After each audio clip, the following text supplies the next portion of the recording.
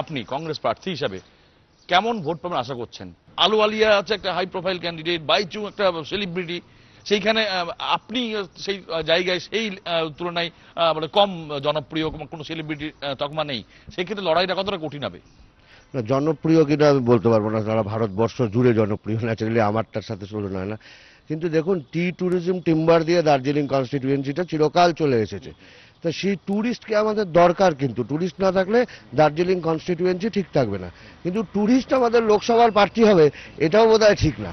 সেটা সাধারণ জনগণ বোঝে, যে ট্যুরিস্ট এসে আমাদের সমস্যা নিয়ে বুঝে তারপরে লোকসভায় গিয়ে তার সমাধান করবে বা দাবি আদায় করবে, এটা বোধহয় ঠিক না। তাই ট্যুরিস্টরা ট্যুরিস্টের মতো আসুক, যাক, আমরা গ্রাউন্ডের লোকেরা পারবো এই অঞ্চলের সমস্যার সমাধান করতে এবং পারতে। হ্যাঁ, ট্যুরিস্ট বলছেন কেন? এর আগে তো যশবন্ত সিংহ এখানে এমপি ছিলেন, তো উনিকে ট্যুরিস্টের মতো মনে হয়েছিল?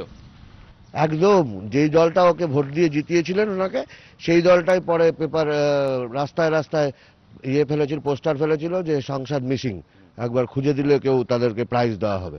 তো তার থেকে বেশি ট্যুরিস্ট আর কি হতে পারে? পাহাড়ে এক ধরনের একটা একটা পৃথক রাজ্যের দাবি নিয়ে আন্দোলন আছে বা একটা আবেগ আছে, আর শিলিগুড়িতে তৃণমূল কংগ্রেসের জোট নেই, সেই জায়গায় তৃণমূল কংগ্রেস মানে সেখানে মানে কতটা আশাবাদী, কি পরিমাণ মানে ভোট পাবেন? পঞ্চায়েত ইলেকশনটা পুরোটাই জোট ছাড়া জিতেছিলাম, 1 নম্বর। কাজেই শিলিগুড়ির কংগ্রেসের ভোটটা অ্যাসেস করা যায় কোথায় কখন কতখানি ভোট আছে। আর পাহাড়ের গোর্খাল্যান্ডের ইস্যু যেটা, সেটা কংগ্রেসই একমাত্র দল যারা, বুদ্ধবাবু যখন মুখ্যমন্ত্রী ছিলেন তখন তারা লিখিতভাবে জানিয়ে দিয়েছিলেন প্রদেশ সভাপতি প্রিয়রঞ্জন দাসমুন্সী, যে আমাদের স্ট্যান্ড পয়েন্টটা কি। সেখান থেকে কংগ্রেস এখনো সরে আসেনি। আমরা রাজ্য ভাগ যেমন চাই না, আবার পাহাড়ের অনুন্নয়নটাও আমাদের কাছে একটা বড় ইস্যু। উত্তরবঙ্গ উন্নয়ন মন্ত্রী গৌতম দেব বলেছে যে সুজয় ঘটক পাড়ার ছেলে, সে আবার লোকসভায় দাঁড়াচ্ছে, এই ধরনের এক কটাক্ষ রয়েছে অন্তত শিলিগুড়ির মতো জায়গায়, সেটাকে কি বলবেন? না, আলু আলিয়া বা বাইচুং ভুটিয়া কি পাড়ায় থাকে না? তারা কি চাঁদ থেকে এসেছে? আমি জানি না, ওরাও কোনো পাড়াতেই হয়তো থাকে। কিন্তু গৌতম দেবের বক্তব্য খুব সম্মান দিয়েই আমি বলছি, গৌতম দাও বোধহয় মন্ত্রী হয়েছে আমার পাড়া থেকেই।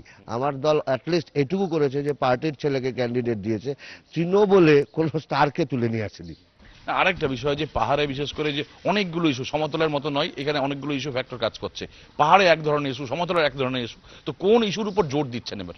পরিবেশটাকে, এনভায়রনমেন্টকে মাথায় রেখে আমরা এই ইস্যুটাকে সামনে নিয়ে আসছি এবার, যেটা অন্যরা হয়তো ওরমভাবে নেয়নি। আপনি জানেন আমাদের কিছু পরিবেশ নিয়ে কাজকর্মও আছে, সেই কাজকর্মের মধ্যে দিয়ে আমরা যেতে যাচ্ছি যে দার্জিলিংয়ের উন্নয়নটা পরিবেশ কেন্দ্রিক হোক, তাতে শহরের বা কনস্টিটিউয়েন্সির অনেক অনেক বেশি উপকার হবে।